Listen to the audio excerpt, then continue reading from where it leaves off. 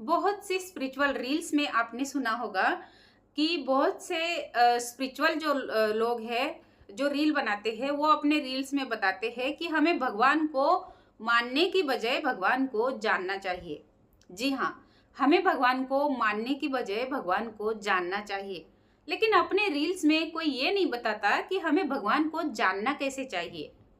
कौन सा ऐसा रास्ता है जिस रास्ते से जाके हम भगवान को जान सकते हैं। तो आज इस वीडियो में हम इसी टॉपिक के ऊपर बात करने वाले हैं कि भगवान को कैसे जाने। नमस्कार, हर हर महादेव, जय श्री महाकाल, राधे राधे दोस्तों। मैं हूं खुशी और आज के वीडियो का टॉपिक आपने इंट्रो में सुन ही लिया होगा। तो बिल्कुल भी टाइम को वेस्ट ना करते हुए चलते हैं हमारे टॉपिक की तरफ। अब भगवान को मानने से ज्यादा जानना चाहिए, ये बात तो सच है, लेकिन भगवान को जाने कैसे। अब अगर आपको किसी इंसान को जानना है तो आप उस इंसान के कांटेक्ट में रहते हैं, उस इंसान के साथ ज़्यादा से ज़्यादा टाइम स्पेंड करते हैं, उस इंसान के साथ बातें करते हैं। इसलिए करते हैं ताकि आप उस इंसान को जान सको। तो सेम ऐसे ही हमें भगवान के साथ भी करना होता है। अगर आपको भगवान को जानना है तो आपको भगवान से बहुत सारी बातें करनी होगी। जब भी आप अकेले हैं, जब भी आपके पास टाइम हो, उस समय आप भगवान से बातें कर सकते हैं, भगवान के साथ टाइम स्पेंड कर सकते हैं। और इससे क्या होगा, इससे आप भगवान से कनेक्ट हो जाएंगे, उनकी एनर्जी को अपने पास फील कर पाएंगे और आप फिर इसके बाद आप भगवान को मानेंगे नहीं, आप भगवान को जानने लग जाएंगे।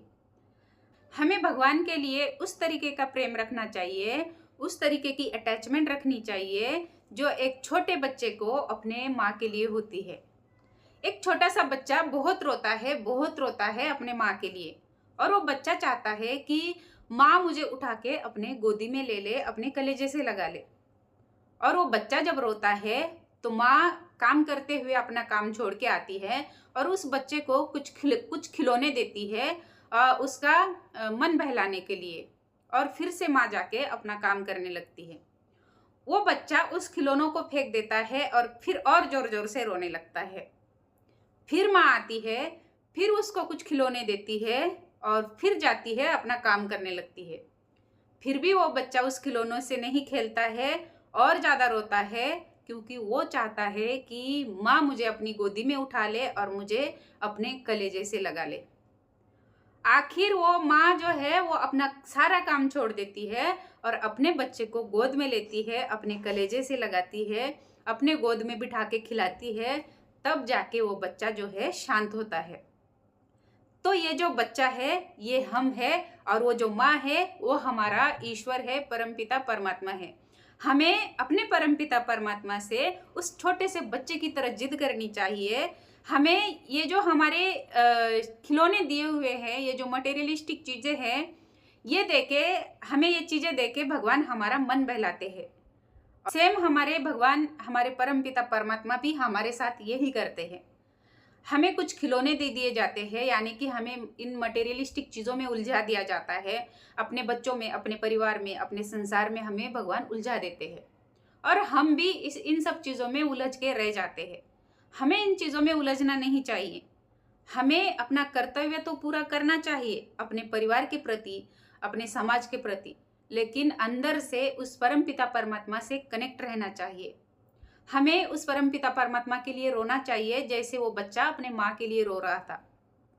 हमें तब तक चुप नहीं बैठना चाहिए जब तक परमात्मा हमें अपने गोद में नहीं उठाते, जब तक परमात्मा हमें अपने कलेजे से नहीं लगाते, तब तक हमें परमात्मा के लिए रोना चाहिए। ये होता है परमात्मा को जानना, ये होता है परमात्मा से प्रेम करना। हमें ऐसा प्रेम अपने परमात्मा से करना चाहिए, तभी आप परमात्मा को जान सकते हैं। अब जब आप परमात्मा को जान लोगे ना तो आप मानना छोड़ देंगे, क्योंकि ना हमेशा आपको उनकी एनर्जी अपने पास फील होगी, अपने साथ फील होगी।